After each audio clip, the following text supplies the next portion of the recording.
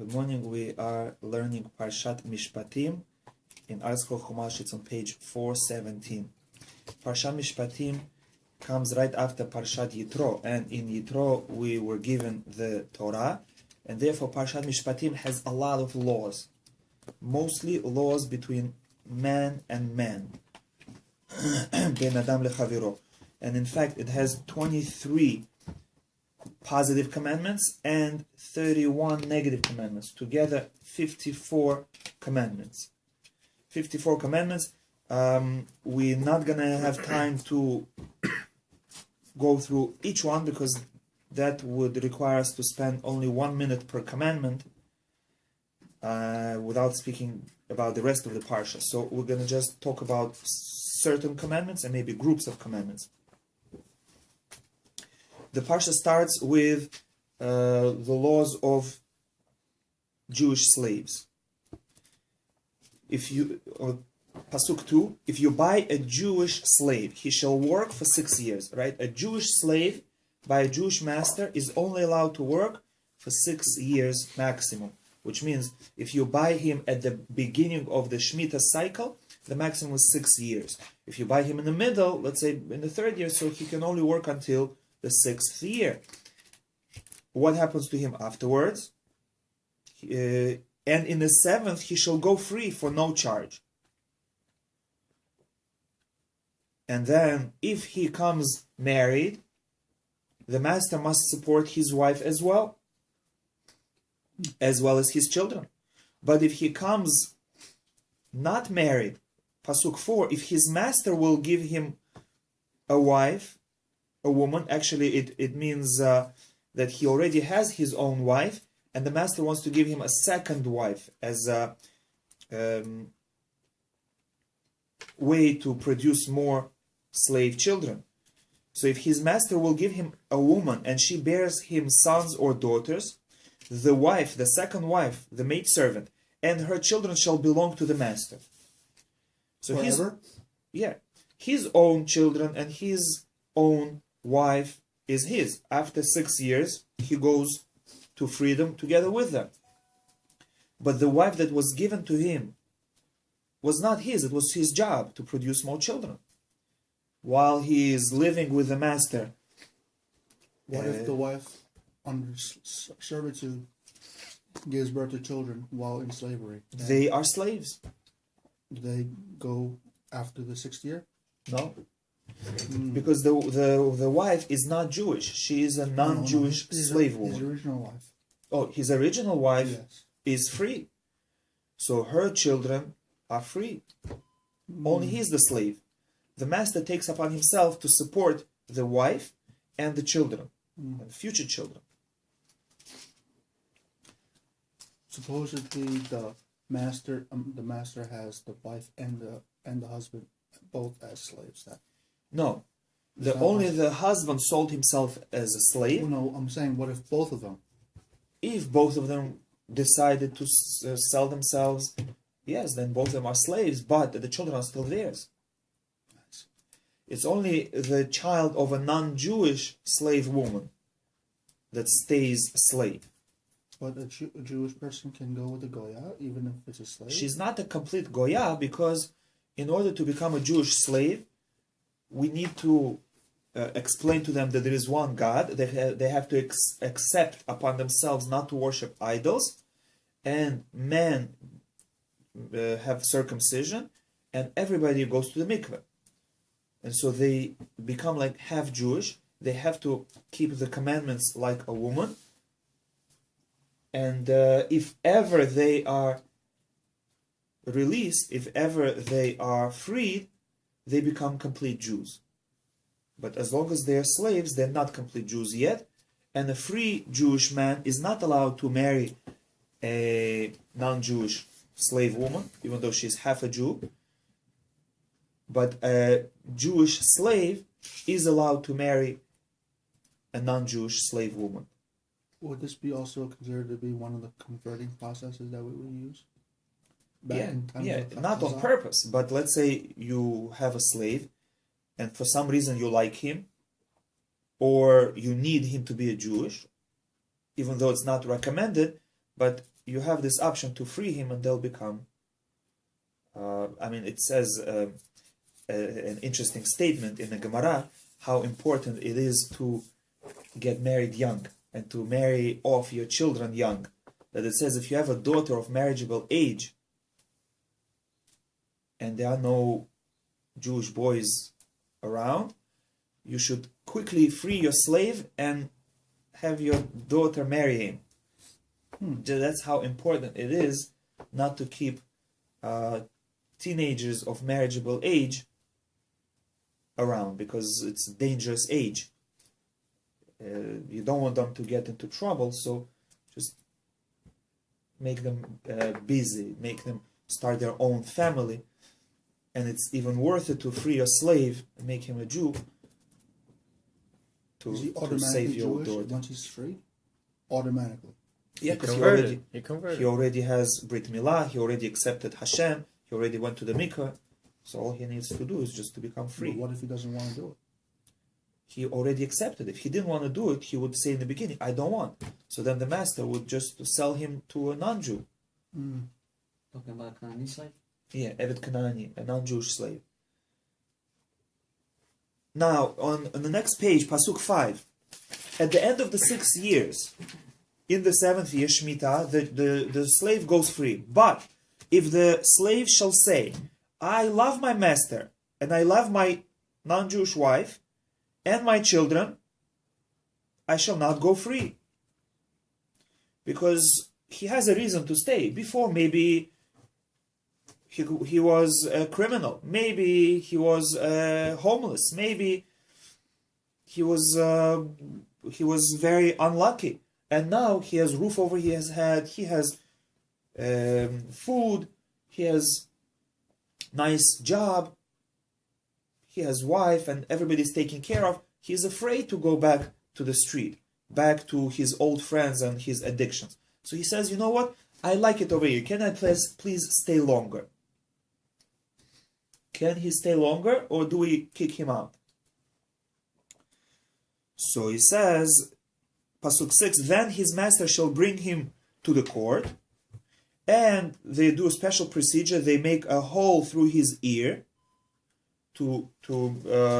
as a sign that he signed up for a longer slavery, that he is not a free man. Free man serve Hashem, and he decides to serve a human being.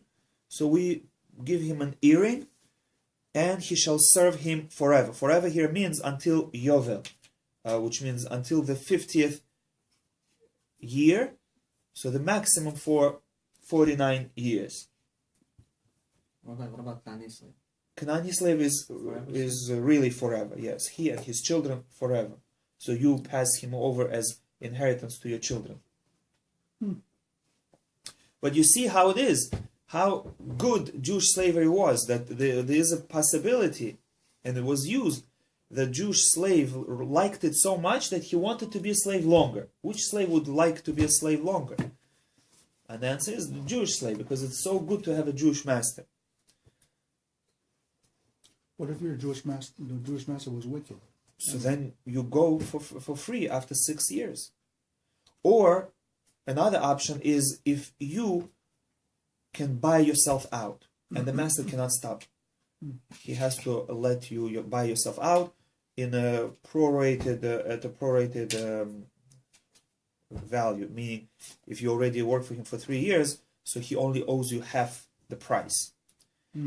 So either someone gives him a gift and he can buy himself out, or one of his relatives feels bad for him and he buys himself out, buys the slave out. So he can leave slavery before 6 years are up. Now the next case is a special case where a man has a young daughter below bat mitzvah, and he feels bad for her as well. He doesn't have money to support her.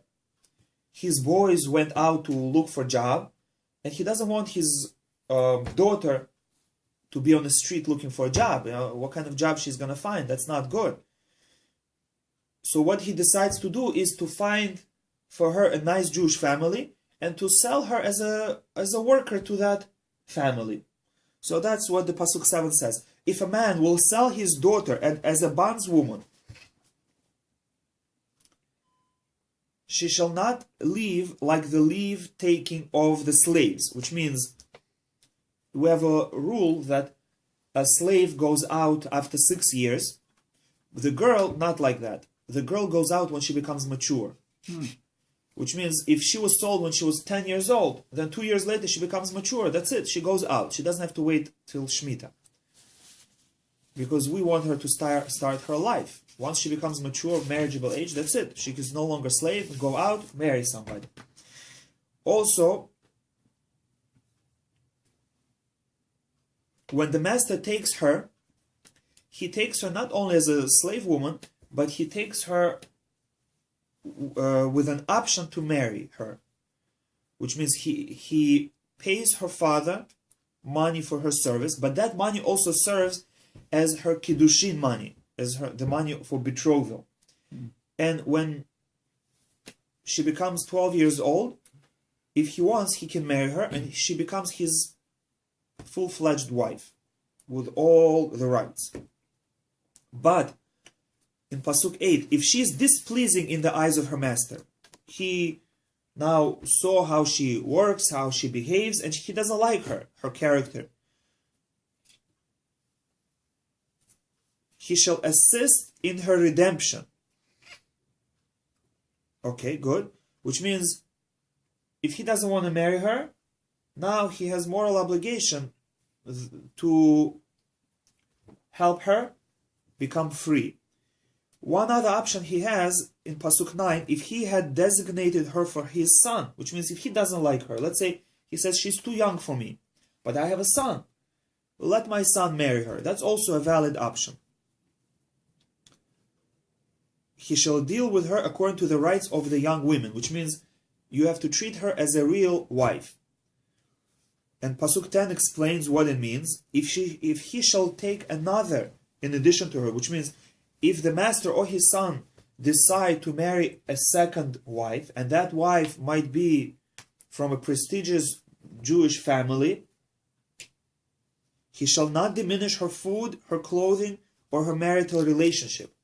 Even though this one came out from being a slave and the second wife is from a royal family, you have to treat both of them the same.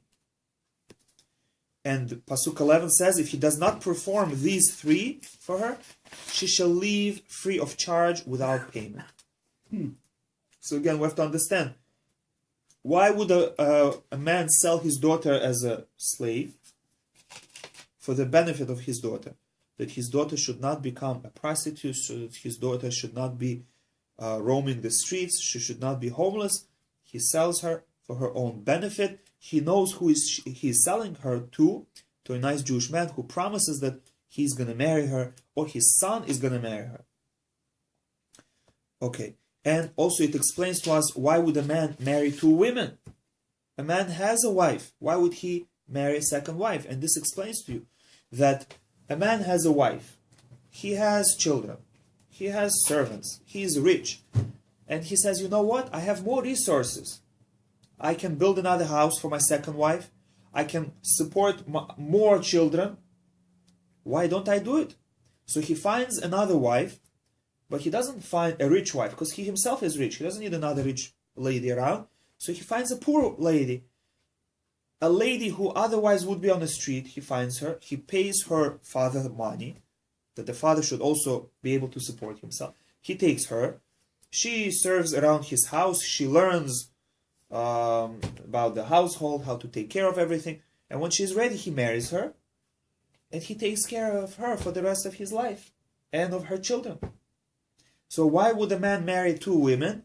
Not for his own pleasure, like Muslims do, but rather for the sake of the second wife, to take care of more souls.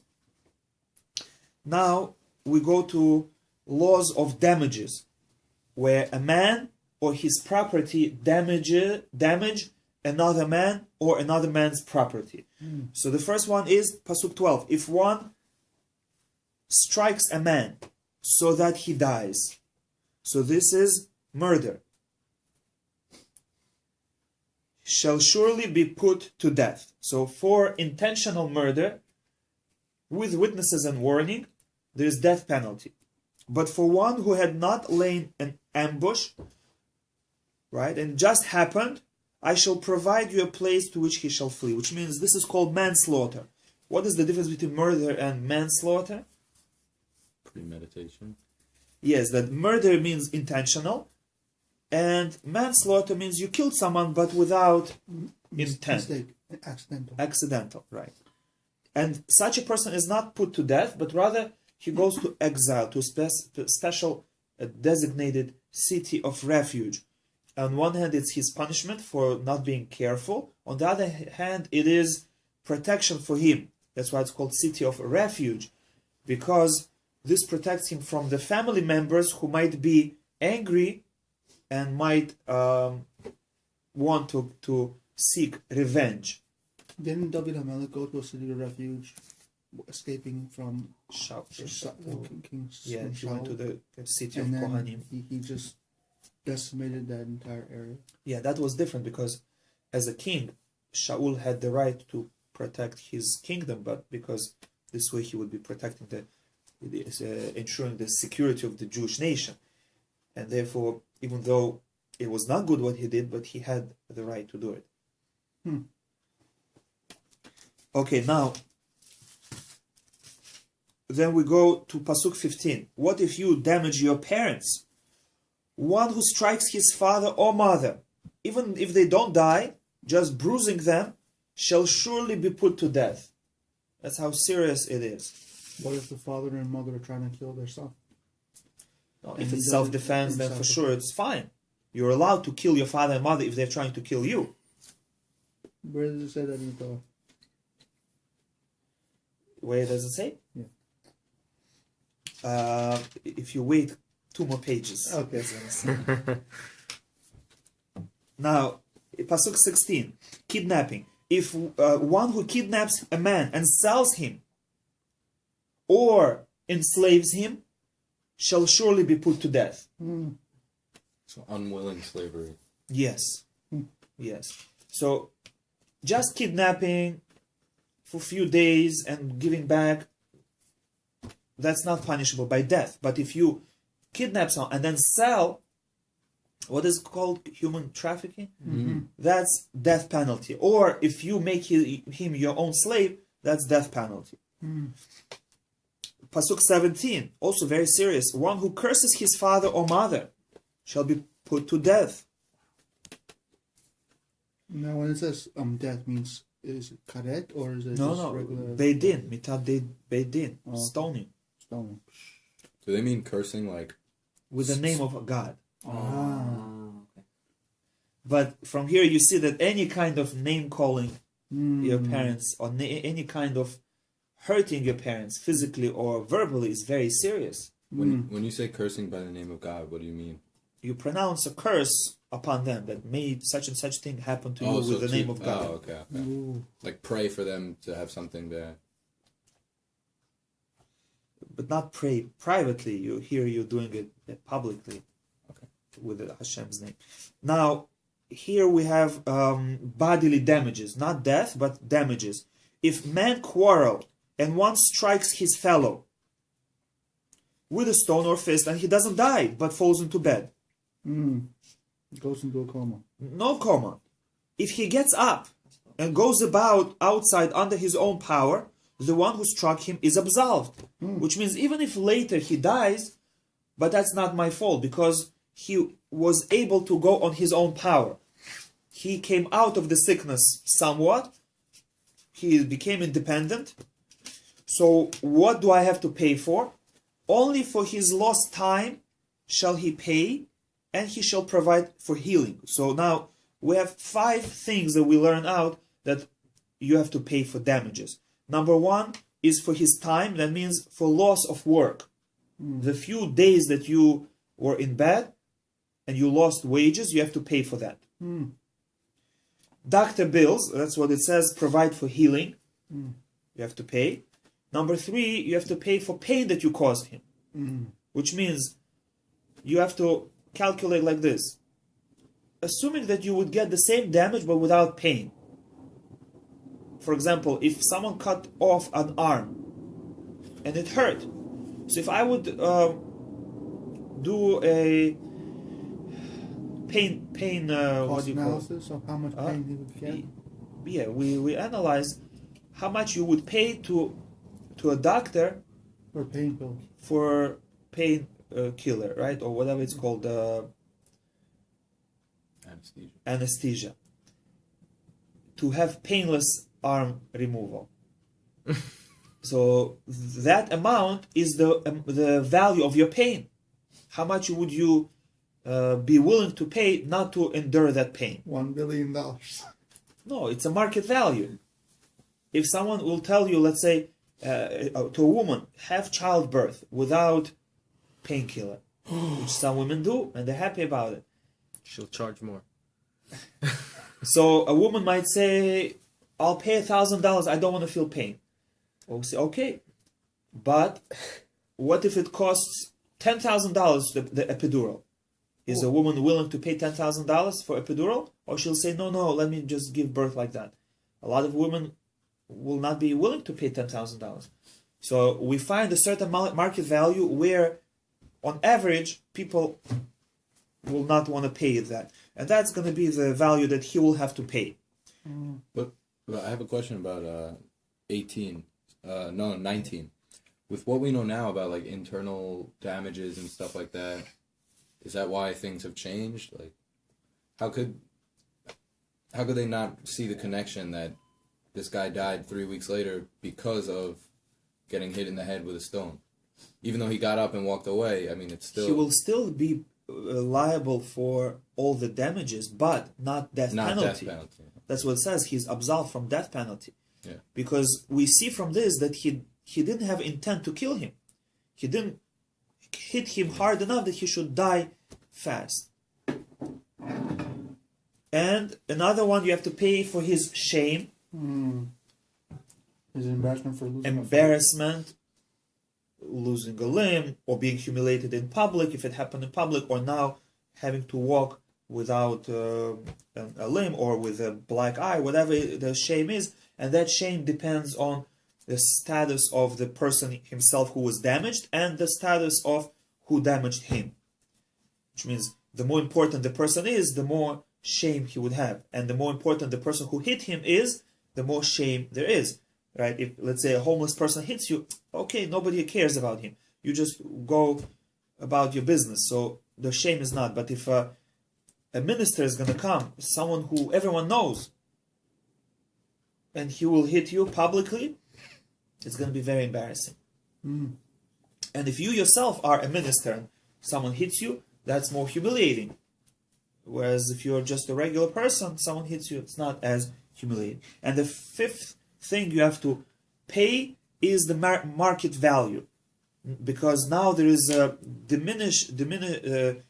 decrease of your market value. So, for example, we put you on the market as a slave with all your limbs intact. It's, let's say, $100, and after the hand is chopped off, maybe it's only $50. So now he has to pay you $50. The market value of the hand. So 5 things you have to pay. Okay, so if he's a surgeon and he gets his hand cut off, and he's worth $100,000, which is what he earns annually. So now without the hand, he's basically worthless because he can't really. Well, as a slave, he's going to be sold for menial tasks. Because everything else you already... His market value is just got cut in half now. I mean, yeah, but you get paid for everything else. Loss of work. Loss of work, so you'll be paid for the future. Well, not forever. Well, he can't work anymore. He was a surgeon. He made a lot of money. Yeah, but you don't get paid forever because nobody knows.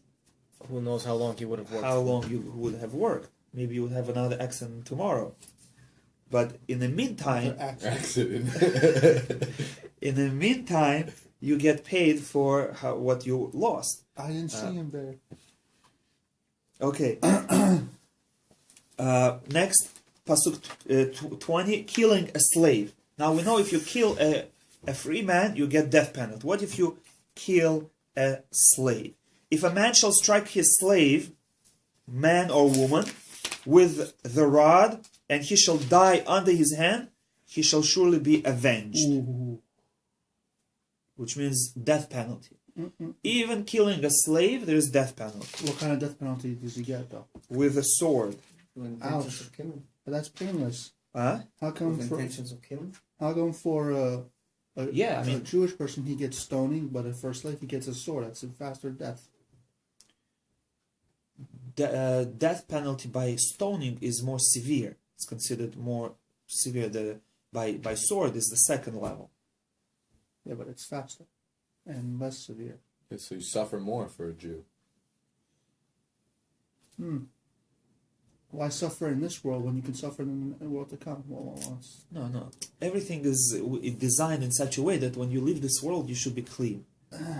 You do teshuvah. We teach you how to repent, how to ask forgiveness, and then we kill you in a nice way. Okay. Ouch. But if he will survive for a day or two, he shall not be avenged, for he is his property. So we're talking about a non-Jewish slave, because we say that he's his property. Even for killing a non-Jewish slave, you get death penalty. That's how serious we are with treating slaves nicely. Human rights. Huh? Human rights. Human rights. Wow. Now, penalty for bodily injury. If man shall fight, and they collide with a pregnant woman, they fight. They don't see pregnant woman. She's just walking by, and by accident they hit her. And she miscarries, but there will be no fatality. Well, meaning the baby died. The fetus died, but she didn't die. He shall surely be punished. How? He has to pay the value of the pregnancy. By order of judges. But if there shall be a fatality, then you shall award a life for a life, an eye for an eye, a tooth for a tooth, which means if there is miscarriage, you pay money. If the woman died and I guess they saw her and they collided with her on purpose, then there is death. Right. There's a machloket Tanaim whether this means death or it means monetary value, because could be here they didn't have. Here the question becomes: if I have intent to kill one person and I kill another person, do we look at my intent that I had a murderous intent? Let's say You killed another person. Yeah, I shot this person, but then I missed and I killed someone behind him. So is it still considered murder, or is it Is now it considered murder, or now it's accident? I think it's accidental. So there's a machloket about it. I think he has to spend his entire life in a city of refuge. That's an invention. You either spend in a city of refuge until the Kohen Gadol dies, or you get killed. You know, there is nothing in between. So here there's a machloket. Is there a circumstance where a person has to go to a city of refuge forever? No. Not until the Kohen Gadol does, but forever. No, unless Kohen Gadol lives a long life. And then he basically dies in there. Now, when we say an eye for an eye, tooth for a tooth, a hand for a hand, and foot for foot, a burn for a burn, a wound for a wound, a bruise for a bruise, what does it mean? This is the famous sentence that people argue about without knowing the Talmud, without knowing the oral Torah. They think that if someone knocks out your eye, you can knock out his eye. But that's not true. The value.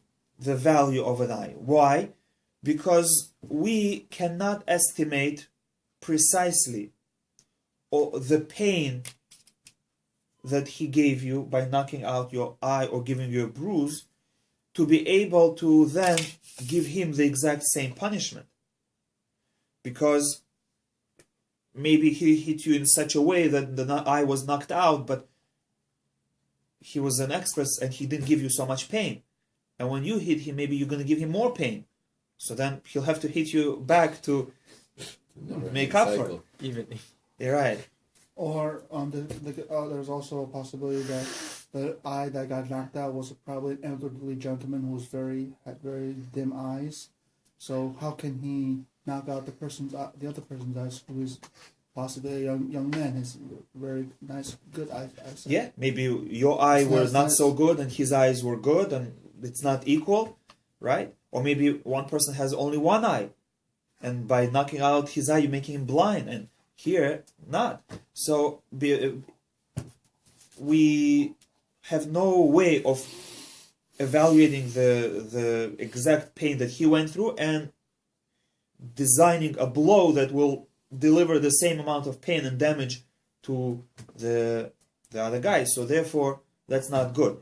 Instead, we do what we said on the previous page. He pays for 5 things: loss of work, doctor bills, pain, shame, and market value. And that is what we call ayn tahat ayn. By the way, there is a hint to it, because it says ayn tahat ayn. What kind of an eye you have to pay back? The kind of an eye that is tahat ayn, that is under the eye. So if you take in a Torah the letters ayn, yud, and nun, and in the alphabet you see what letters are under this, because we say take the eye which is under the eye. So under ayn is Fine. what letter is under ayn? pay. Fei. What letter is under yud? Kaf. And what letter is under nun? No, some. Samech. So Samech, Chaf, and Fei spells out Kesef. So take the eye that is under the eye. And what's the eye under the eye? Money, Kesef. So here is a hint that the Torah means monetary value for a damaged limb. It's a good thing you brought that up, because as I was reading it, and it says a woman is killed eye for an eye, if you don't think about it the way the Talmud sees it, you think like your wife, if the guy who kills a wife, his wife should be killed. Yes. That's Right. That's But when- what's her? What is that? Right. Yeah, but when I first saw eye for an eye, that's what I thought of it first, because it's like, that's really what people use nowadays, eye for an eye, you know? You throw out my water bottle, I can throw out your bottle. You hurt my wife, I hurt your wife. That's what they mean nowadays when they use it. Yes. So Yes. it's not correct, though. Right, right. We say that only Hashem can give punishment midah keneged midah, measure for measure, because Hashem knows exactly what you did, and He can deliver to you exactly what you deserve. Okay, now let's continue. Damaging a slave, Pasuk 26. What if you strike a slave and you damage one of his limbs? For example, if a man shall strike an eye of his slave and destroy it, he shall set him free in return for his eye. So if you hit the non-Jewish slave, Evet Kanani, and you cause him permanent damage on one of his limbs, he goes out for free. He becomes a Jew. And if he knocks out the tooth of his slave, or the tooth of his maidservant, he shall set him free in return for his tooth. They're just 2 examples. And we need the 2 examples because if we only told you about the tooth, you might say this is something that grows later, not something you're born with. But maybe if you damage an eye, maybe the law is different. So the Torah tells you the eye. And if you say knock out the eye, you might say, yeah, the eye, because it's something, either it's permanent damage, if you're talking about milk tooth, but the tooth is not, or because the eye is something that you were born with and the teeth not. So therefore, the Torah gives you both. Rabbi, what if you hit Jewish slave? Jewish slave, you have to pay him his monetary value, right? Because here he's your property, and therefore if you what do you call it? Misuse or mistreat him, then he becomes free. But with a Jewish slave, he's a Jew. If you mistreat a Jew, you have to pay him. So he still remains your slave, but you pay him money. Your money. No, here you it becomes here this money becomes his, and if he wants, he can buy himself back with this money. Now we go further. Pasuk 28. What if your animal causes damage? First, your animal kills a human being. If an ox shall gore a man or a woman, and he shall die. Number one, the ox shall surely be stoned. The ox is killed because now becomes dangerous ox. We don't keep such animals around. And its flesh may not be eaten. You kill the ox, and if you're really supposed to be, you're really supposed to stone him. But what if you go and shecht him? He's still not kosher, not allowed to eat him, and you can't even give him to non-Jews because the owner, that's the punishment for the owner, that he loses his animal because he didn't guard him enough. And the owner of the ox shall be innocent because it's not his fault, his animal did it, because it's the first time it happened. But if it was an ox that gores habitually, which means it gored and the owner did not put him to death, and he went out and gored again and again, on the third time, not only we killed the ox, and its owners had been warned but did not guard it, and it killed man or woman, the ox shall be stoned, and even its owner shall die. Here, die means in hands of heaven, heavenly death, or when an atonement payment shall be assessed against him, he shall pay as a redemption for his life, whatever shall be assessed against him. So which means Beit Din will tell him, this is the value of this human being, you have to pay him to his family. And by paying this value, he's gonna be absolved from death penalty in the hands of heaven. Whether it gores a boy or a girl, and we already said a man or woman. So even though it's a child, still the same punishment. Now, Pasuk 32. What if the ox shall gore a slave or maidservant? So then, it's always, no matter what kind of ox it is, 30 silver shekels shall he give to his master. That's the value of the slave, 30 silver shkalim, and the ox shall be stoned. Whether the slave dies or not. No. It just says gore. Here we're talking about he dies. What if the animal gored someone, but he didn't die? Then you pay for damages. But do you have to stone the beast? I'm not sure. What if your animal kills your own slave? But to give You yourself still 37 stone. No, you don't pay yourself, but you still stone your own ox. So you lose your slave and your ox. Now, Pasuk. What do you think of the horns of the ox? That's better, but the horns are not the only way an ox can kill somebody. Just run you over. Right. With the foot, with the body. But it talks about goring. Goring, goring away here its means weapons. goring means any pushing, whether with his horns, his teeth, his head, his foot, his body, or he sits on you, whichever way he kills you. What if the owner has like 10 ox that just keep oxen that keep killing people? It's just the same each time, you just put it to death? Yeah, each ox is separate. But usually they don't. Usually they just walk around on the street, in the field. They don't run after people. Yeah. If one does, we kill him right away. Yeah. Next is damage by a pit. If you dig a pit. A deadfall. Okay. If a man shall uncover a pit, or if a man shall dig a pit, let's say on the street there was the pit already, but the workers covered it, and you came and you uncovered it, even though you didn't dig it, but you're responsible. Or you dug a new pit. And we're talking about public domain. Because if it's your private property, you're allowed to dig a pit. And if someone falls in it, it's his fault. Why did he come into my house? Here we're talking about on the street, and an ox or a donkey fall into it, an animal. The owner of the pit shall make restitution. He shall return money to its owner, and the carcass shall be his. Which means you only pay the owner the value that he lost. The dead animal is still his.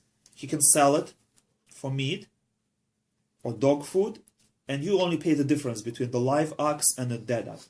As you notice, we only say an animal will fall in it. What if human being falls in it? That's not your fault, because human beings are supposed to watch where they're going. Mm. And nowadays, everyone could sue everyone. Yeah. I mean, if it's something that you didn't notice, you can, sue, but also in our times, it's only if it's someone else's property. If I dig a pit over here and nobody sees me, or I don't know, nobody is going to say anything. But if I have a hole on my property, then even if nobody sees me, and even if someone else dug the hole, I'm going to be responsible because it's my property. It's your property. By Torah, if it's my property, then I'm not responsible. If I give you, again, this is It's different. this is a little bit different. Here, it's your property, but you give it over to public, right? Your sidewalk, on one hand, it's yours because you have to take care of it, but on the other hand, it's not yours because the public has use of it. I think the difference is also if you invite someone in or if they're trespassing. Yes. Yeah. If they have the right to be there, yeah, it's different. Now, Pasuk 35, if your ox damages an animal of another person, if one man's ox shall strike his fellow's ox and it dies, they shall sell the living ox and divide its money. Right? So since this ox did it only first time, it's not usual, so both of you suffer half damage. You split the cost of the value of the damage. And the carcass too shall they divide. But so basically you pay for half damages. Why can't they just shack it and just sell the meat to However they want to do it. If he wants to pay him cash for half of it, he can. If he says, I don't have cash, let's sell my ox and I'll give you half of the damage, they can do that as well. But if it was an ox that had gored habitually, then pay an ox in place of an ox. So then you pay full damages minus the value of the carcass. Now what about stealing? Theft. If a man, Pasuk 37, if a man shall steal an ox or a sheep or a goat and slaughter it or sell it. So two things, not only you stole, but you also slaughtered it or sold it. He shall pay 5 cattle in place of an ox and 4 sheep in place of a sheep. So this is a unique kind of payment. You pay 4 times for an ox and 4 times for a sheep and 5 times for an ox. And here, because you did an additional step by taking it even further from the owner. Not only you stole it, but you also shechted it, or you also sold it. And the difference between an ox and a sheep, because ox was also your business. You used ox for work, to plow. And therefore, by stealing it, more damage was caused. Sheep was just grazing. How did they already have the rules of kashrut? at this point, Yeah. because they already had the Torah, last Parshah, they just got the last Torah. Parsha. Oh, okay. Now, this is what you were asking about killing your parents. If a thief is discovered while tunneling in, so you walk on a street, it's at night, and you see someone digging or someone breaking in into your neighbor's house, what are you supposed to do? You're supposed to kill him. Why? Because you know that the people are inside the house. If he comes in and they see him, they're going to start fighting. And he is willing to kill them. He probably is carrying a knife or a gun. And he is going into a house where people are, knowing that people are there. That shows that he is willing to kill. So he becomes a rodef. Rodef means a pursuer. Someone who is running after someone else to kill them. And therefore you are allowed to kill them first. So that's what it says. If he is struck and dies, which means someone who sees him will kill him, there is no blood guilt on his account. The person who kills him is innocent. You did the right thing. However, if the sun shone upon him, there is blood guilt on his account. So what does it mean? Sun shone upon him. He does it in the daytime. Either he does it in the daytime, so you can say maybe he knows people are not home, nobody is home, so then you're not allowed to kill him because he's only going to steal money, not to kill anybody.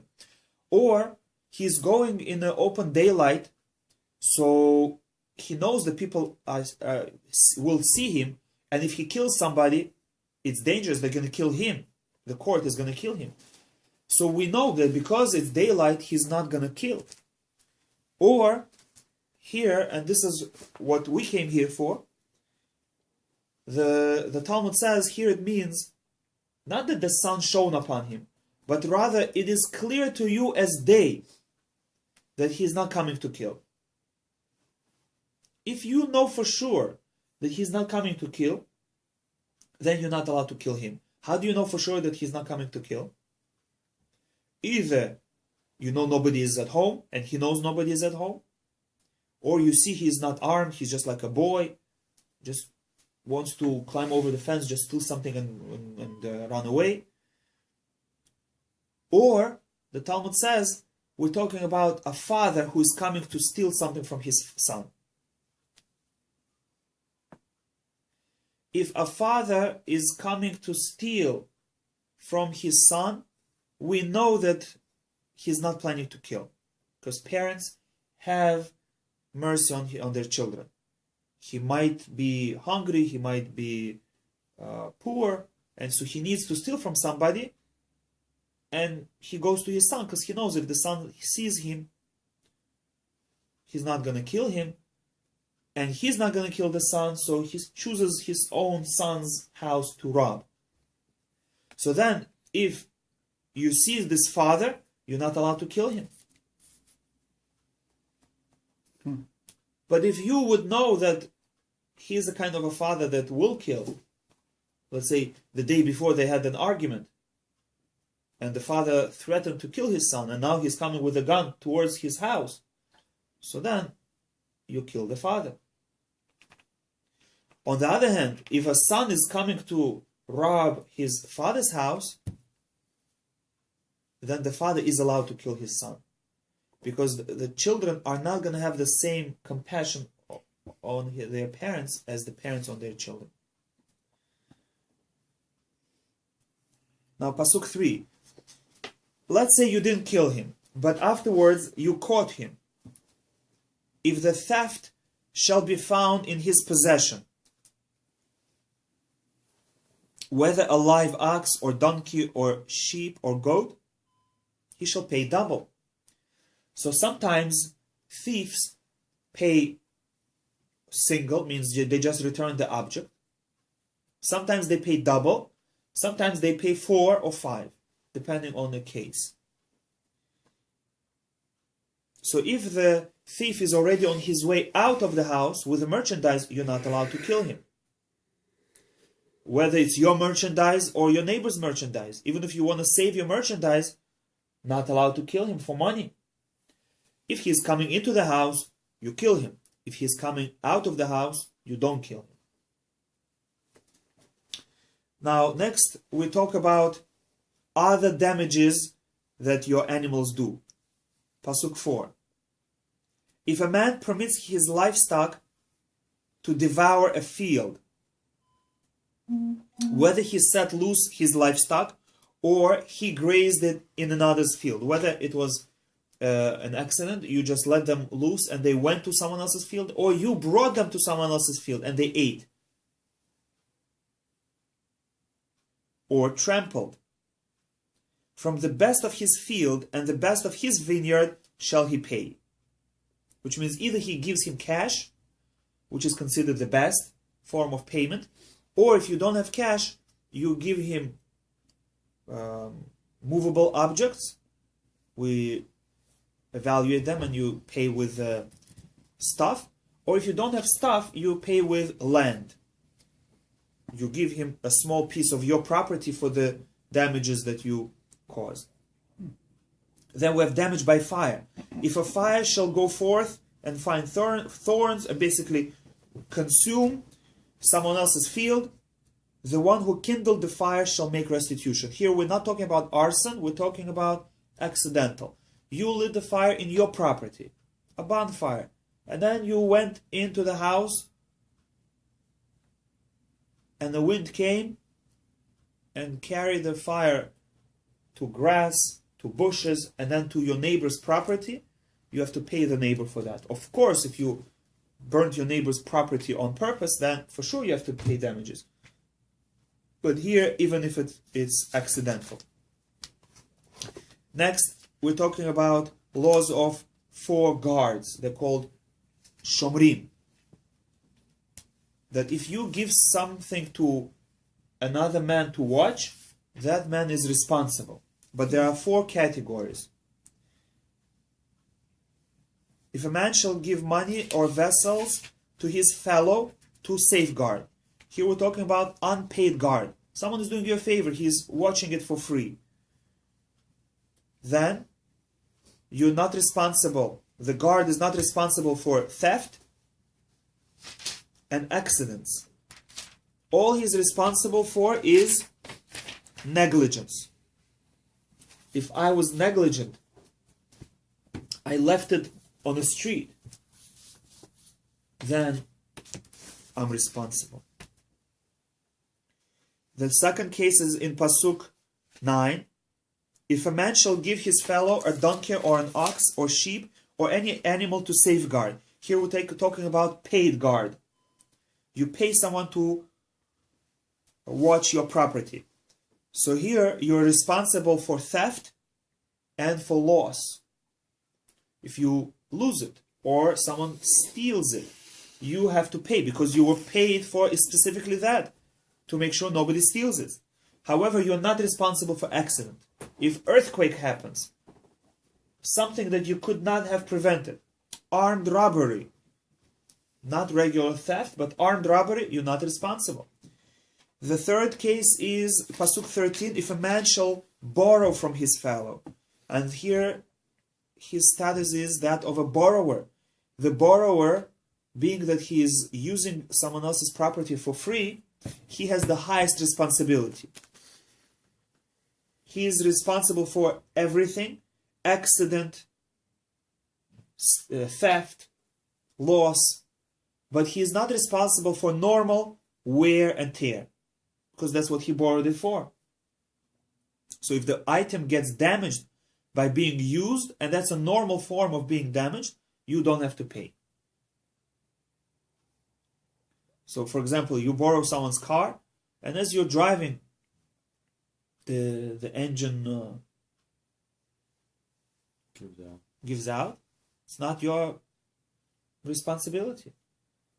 I borrowed your car to be able to drive. You gave me a car that's about to die.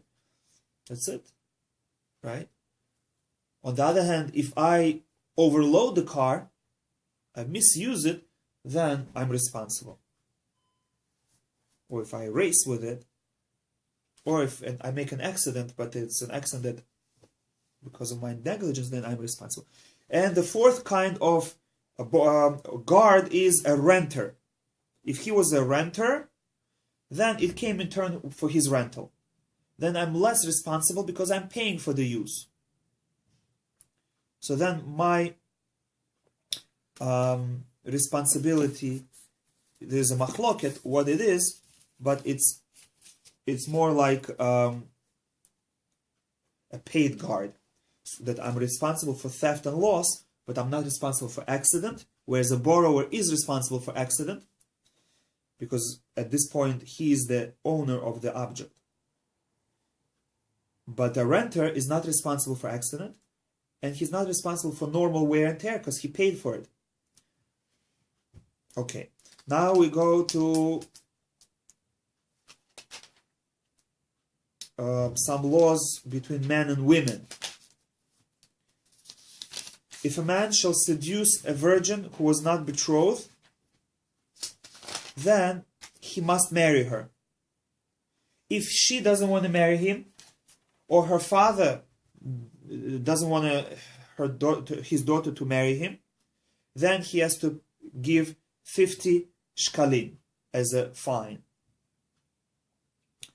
Pasuk 17, sorcery is not allowed, and we have to kill a sorceress.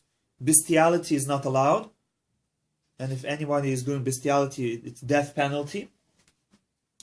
Idolatry, also death penalty.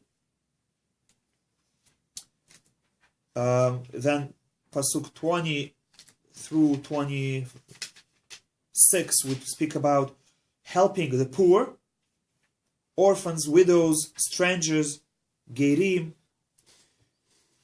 Give them money or lend them money without interest. Free loans. Then let's go to chapter 23. We speak about witnesses, judges, that judges are not allowed to take bribes. Judges are not allowed to listen to one witness or to one party without the other being present. You must have two witnesses and you must have two parties being there. Okay, and we have the famous law that we follow the majority. Then we have the mitzvah to unload and load, to help unload an animal. And then again, Pasuk 6, judgment. Do not pervert a judgment against of your destitute person. Which means if you have an honorable person and a poor person coming for judgment, don't say, I'm going to give preference to an honorable person.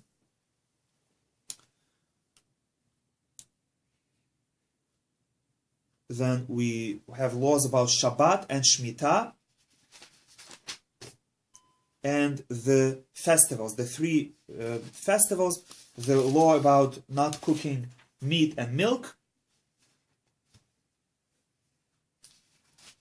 And from Pasuk 20, Hashem promises that if we keep His commandments, He's gonna make our conquest of the land of Israel very easy.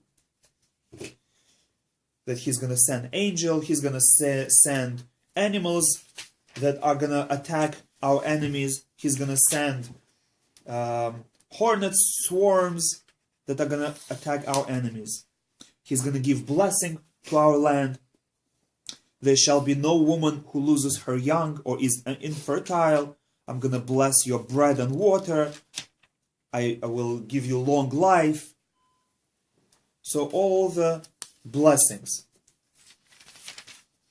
But the condition is, in Pasuk 32, you shall not seal a covenant with the people of the land, and you shall not serve their gods. And you should not allow them to dwell in your land, because they will cause you to sin. And in chapter 24, we have more detail about giving of the Torah.